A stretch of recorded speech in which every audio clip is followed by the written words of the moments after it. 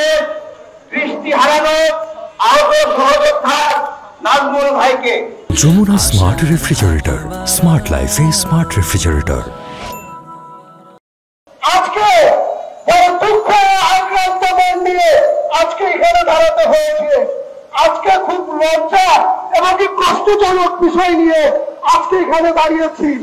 আপনারা জানেন গতকালকে চক্ষু বিজ্ঞানের আমাদের 4টি সহযোদ্ধা ভাইয়েরা মনের কষ্টে বিদেশে না যেতে পেরে সুচিকিৎসা না পেরে তাদেরকে এই নূরজাহান বিষ খাওয়াতে বাধ্য করেছে। এই নূরজাহান আমাদেরকে পিলে পিলে মারার জন্য পরিকল্পনা করেছে। এই নূরজাহানের এই অনিয়ম আমরা কি মানতে পারি? আমরা কি মানতে পারি? আমরা কি নির্যাতনের প্রতিবাদ চাই?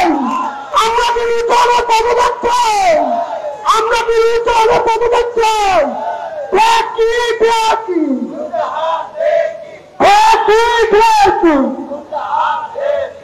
সম্মানিত অনুপস্থিত, আমি বিষয়গুলো জেনে রাখবেন। আপনারা জানেন আমরা কত কষ্ট করেছি এই জুলাই আন্দোলনে। সেই চোখগুলো এই দুনিয়াদারি দেখে সেই দৃষ্টিশক্তি এই বাংলাদেশের জন্য দান করে দিয়েছি। আমাদের কেন এত বৈষম্য করা হবে? আমরা এই নির্ভীক, এই অকর্মক, এই ঠেকি, এই নূরজাহান, এই ডক্টর ইউনূস, এই উপদেষ্টা মণ্ডলী, এই সকলদেরকে আমরা তীব্র প্রতিবাদ জানাচ্ছি, ধিক্কার জানাচ্ছি, ধিক্কার জানাচ্ছি। আজকে আমি একটা কথা বলতে চাই। আপনারা তো জানেন কুকুরকে যদি আপনি খাবার দেন সেই কুকুরও কিন্তু বসবে। আর এই ঠেকিগুলো আমরা আমাদের জীবনের বিনিময়, আমাদের অর্থের বিনিময় তাদেরকে বড় বড় পোস্ট দিয়েছি। কি ভাই আমরা পোস্ট দিয়েছি না? ভাই আমরা কি তাদেরকে ক্ষমতা দিয়েছি না? আমাদের জন্যই তো তারা ক্ষমতা পেয়েছে। আজকে আমাদের উপরে মেরে মেরে আমাদেরকে মারার জন্য পরিকল্পনা করছে। আমরা এগুলো মেনে নিতে পারি না। আমরা নূরজাহান যতক্ষণ পর্যন্ত পদত্যাগ না করবে, উনি যেন মনে রাখে এক একটা আহত যোদ্ধা, এক একটা সিংহের রয়ে সামনে দাঁড়াবে, নূরজাহান পড়ানোর জায়গা পাবে না। আমি আর বেশি কথা বলবো না, শুধু একটু কথাই বলবো। আমাদের যেন এমন কিছু করতে না হয় যে নূরজাহানের কি মাতৃত্ব আছে?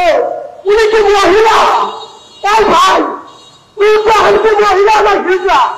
হ্যাঁ, উনি যদি মহিলা হয় উনার মধ্যে মাতৃত্ব থাকবে না? সন্তানদের প্রতি ভালোবাসা থাকবে না? আছে, দেখিয়েছে আমাদেরকে, দেখে আমাদেরকে। বলেন, একজন মহিলার তো মাতৃত্ব থাকে, একজন মহিলা তো মা হয়। যদি সে মা হতো তার সন্তানদেরকে কি বিষ খেতে দিত?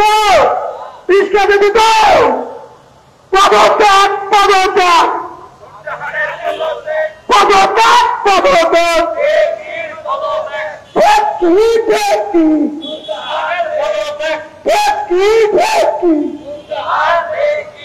আমার ভাইয়ের রক্ত,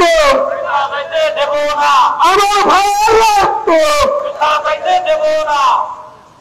আবু সাঈদ মুগ্ধ। সম্মানিত উপস্থিতি, আমাদেরকে যদি সুচিকিৎসা দেখেন, এই নূরজাহান কেবল মাত্র আমাদেরকে কিছু স্বাস্থ্য কার্ড ধরিয়ে দিয়েছে। সেগুলো কি জানেন? কলা ফেলে মূলা ধরিয়ে দিয়েছে। কি দিয়েছে? মূলা। বুঝছেন? এই মূলা কিভাবে দিয়েছে জানেন? বলেছেন আমাদের এই স্বাস্থ্য কার্ড দিয়ে আমরা সুচিকিৎসা পাবো, কিন্তু আমরা কোনো হসপিটালে গিয়ে আমরা ওই কার্ড দ্বারা সুচিকিৎসা পাই না। আমাদের কি মস্করা মনে হয়? আমাদেরকে কি মনে হয়? আমরা একটা মানুষ এখনো আপনাদেরকে ছেড়ে দিয়ে কথা বলবো না। আমি এই বলে আমি আমার সংক্ষেপে বক্তব্য শেষ করছি। আর একটা কথা বলি, এই বাংলাদেশে আমাদের ভাই